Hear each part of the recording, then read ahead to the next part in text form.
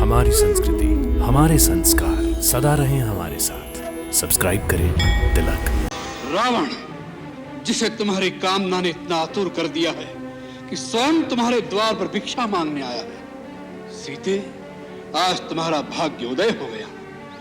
कल से हमारे राजमहल में 5000 स्त्रियां पटरानी की भांति तुम्हारी सेवा करेंगी। धूर्त, तुमने ये कैसे सोच लिया कि तुम अपने वैभव का बखान करोगे और सीता तुम्हारे साथ चल देगी? तुम इसी समय यहाँ से चले जाओ, नहीं तो मेरे पति एक ही बाण में तुम्हें तुम्हारी लंका सहित जला के भस्म कर देगी। लक्ष्मण! इस समय वो रण में बहुत दूर हैं, तुम्हारी पुकार उन तक नहीं पहुंच सकती। सीते, चलो।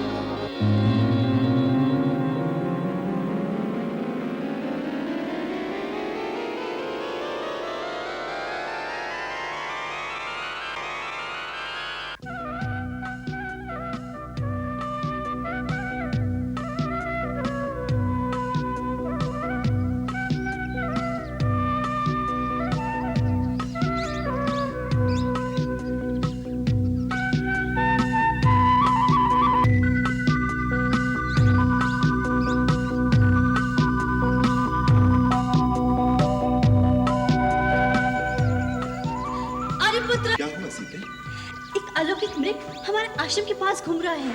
अलौकिक मृग? हाँ। कहाँ है? आइए, जल्दी आइए। आइए स्वामी, आइए जल्दी आइए। देखिए, देखिए वो प्रकृति के अद्भुत कारीगरी, वो अनोखा हिरण।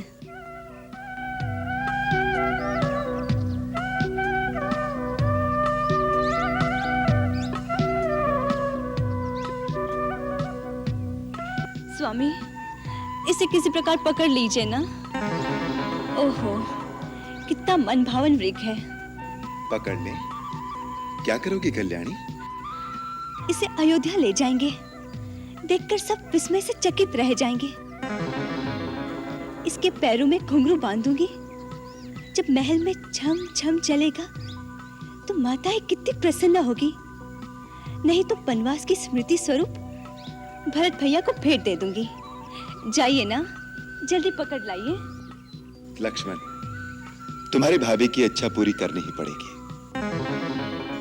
वास्तव में यह है भी बहुत सुंदर। इसका रूप अनूप ही इसका शत्रु बन रहा है। शिव ध्यान न पावा, माया मृग पाछे सो धावा।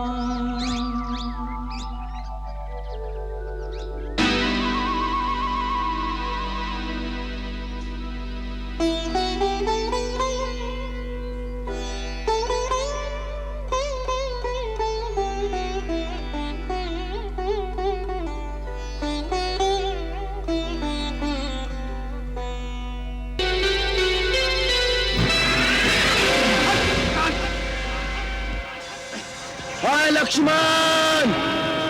हाय लक्ष्मण! हाय लक्ष्मण! हाँ सीते! हाँ सीते! हाँ सीते! लक्ष्मण! लक्ष्मण! लक्ष्मण! तुमने सुना? बचाओ! बचाओ!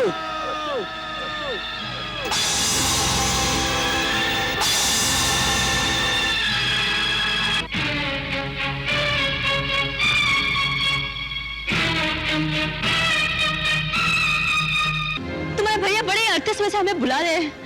वो अवश्य किसी संकट में फंस गए होंगे। उनकी आवाज में कितनी करुणा है। लगता है बहुत सारे राक्षसों ने उन्हें घेर लिया होगा। लक्ष्मण, तुमने नहीं सुनी उनकी पुकार? सुनी है भाभी।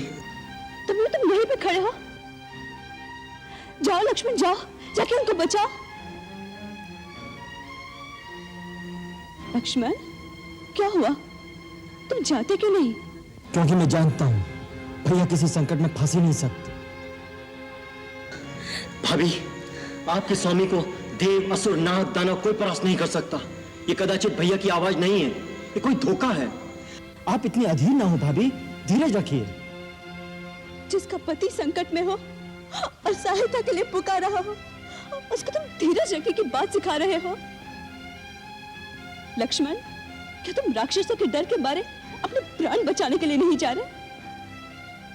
मैंने तुम्हें इतना कायर कभी नहीं समझा था। भाभी, अपने भाई के सामने धनुष उठाकर अपनी वीरता के डींगे मारते रहते हो, और आज तुम सचमुच वीरता दिखाने का अवसर आया। तुम डरे हुए चूहे की भांति अपने बिल से निकलना नहीं चाहते। भाभी, भाभी, आप ऐसी बातें न कहिए। आप नहीं जानती आप क्या कह रही हैं। मैं अच्छी तरह जानती हूँ तुम्हें। जिस भाई ने तुम्हें अपने पुत्र की भांति पाला है, आज जब उनके प्राण संकट में आ गए तो तुम डर के मारे अपनी भाभी के आंचल में आकर छुप गए। क्या इसी समय यही तुम्हारा कर्तव्य है? मेरा एक ही कर्तव्य है, अपने बड़े भाई श्री राम की आज्ञा का पालन करना।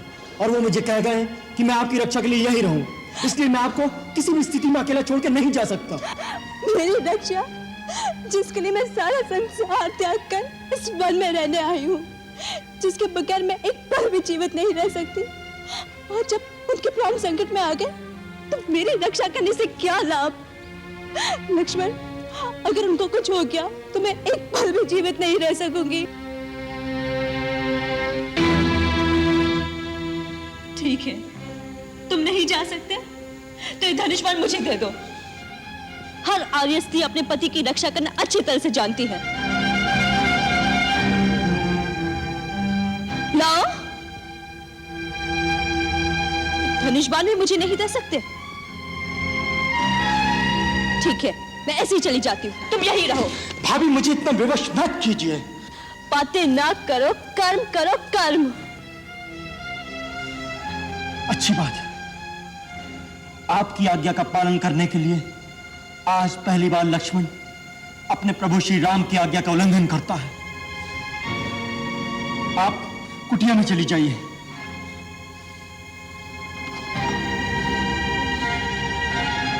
माता, आप ऊपर चली जाइए।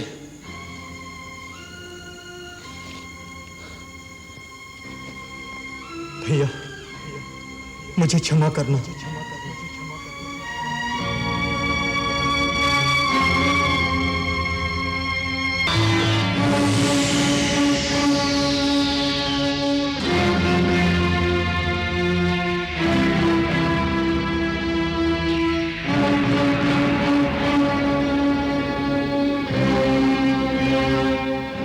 माता, गुरु की दी हुई मंत्र शक्ति से मैंने यहां एक अदृश्य दीवार बना दी है। कोई भी इस लक्ष्मण रेखा को पार करके अंदर आने का साहस करेगा तो जलकर भस्म हो जाएगा। इसलिए माता, मेरी आपसे विनती है, किसी भी परिस्थिति में राम भैया के आने तक आप अपने चरण इस रेखा से बाहर न रखें।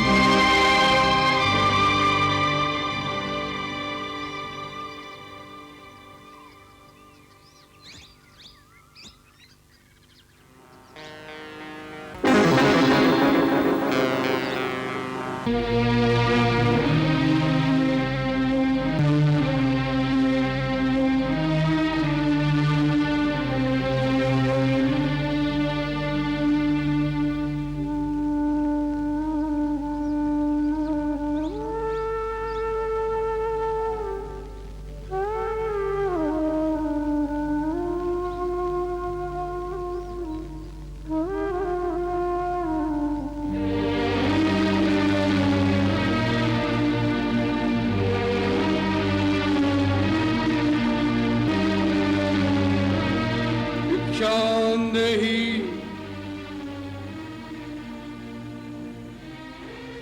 भिक्षान्देहि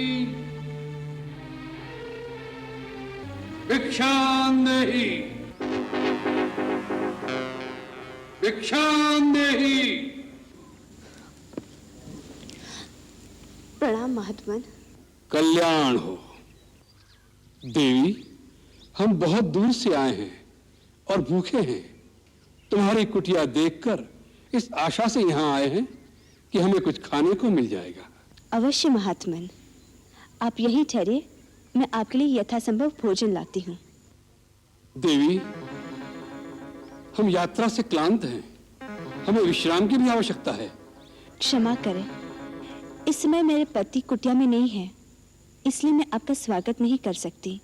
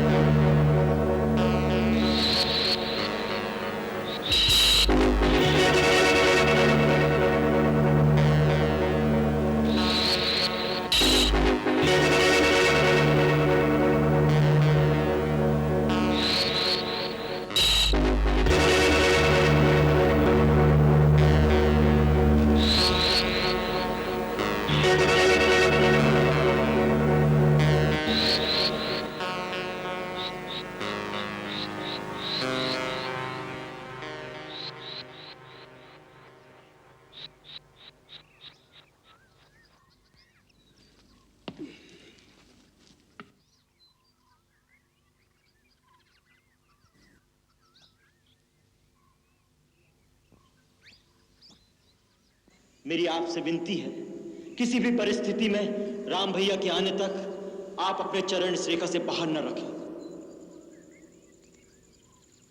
मुनिराज, मैं आपके लिए भोजन लाई हूँ, ये लीजिए।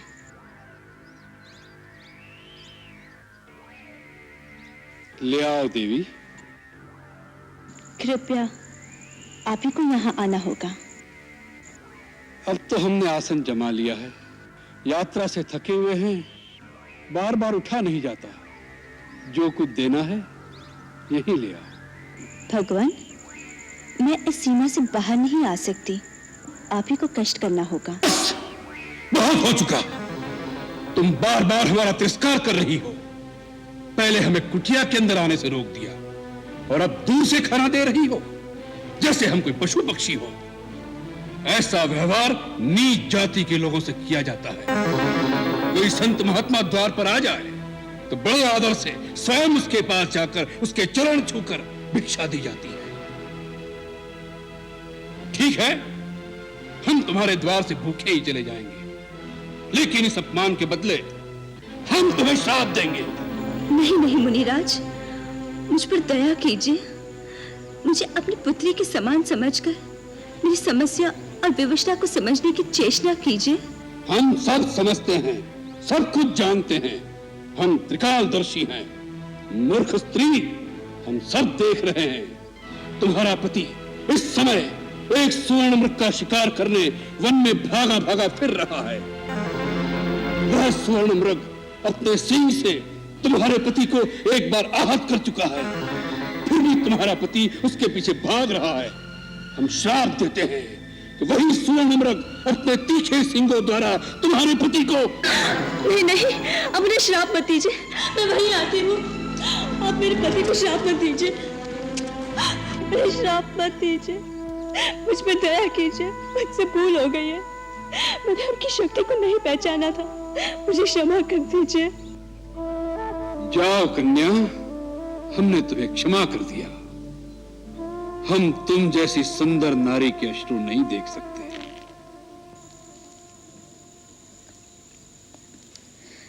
मैं मिथिला नरेश महाराज जनक की पुत्री हूँ।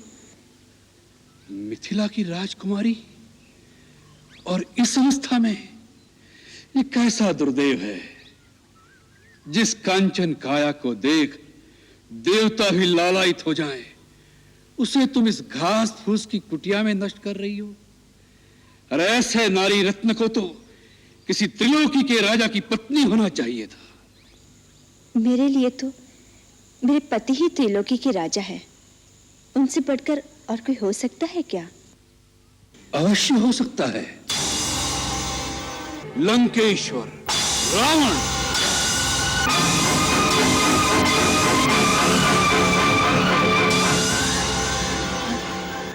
हाँ, रावण, जिसे तुम्हारी कामना ने इतना आतुर कर दिया है कि स्वयं तुम्हारे द्वार पर भिक्षा मांगने आया है। सीते, आज तुम्हारा भाग्य उदय हो गया। कल से हमारे राजमहल में 5000 स्त्रियां पटरानी की भांति तुम्हारी सेवा करेंगी। धूर्त, तुमने ये कैसे सोच लिया कि तुम अपने वैभव का बखान करोगे और सीता तुम्हारे साथ चल देगी? तुम इसी समय यहाँ से चले जाओ, नहीं तो मेरे पति एक ही बाण में तुम्हें तुम्हारी लंका सहित जला के भस्म कर देगी। फिर से उस रेखा के अंदर जाना चाहती है? स्त्री एक बार अपनी मर्यादा की रेखा से बाहर आ जाए, फिर उसका वापस जाना असंभव हो जाता है। सीते, अब तुम्हें रावण के हाथों कोई नहीं बचा सकता। इसलिए चुपचाप अपनी सम्मति से मेरे साथ चलो। लक्ष्मण, आर्या, कहाँ भैया? लक्ष्मण, पुकार ले और पुकार। लक्ष्मण, इस समय वो रण बहुत दूर हैं, तुम्हारी पुकार उन तक नहीं पहुंच सकती। सीते, चलो।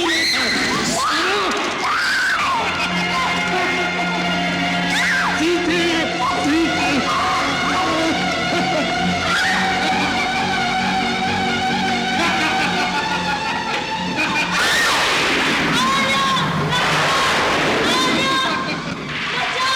रावण के हाथों तुम्हें कोई नहीं मिटा सकता। लक्ष्मण, लक्ष्मण, आर्या, लक्ष्मण, सीते, मेरी बेटी सीते, मैं आ रहा हूँ। आर्या, कोई बचाओ!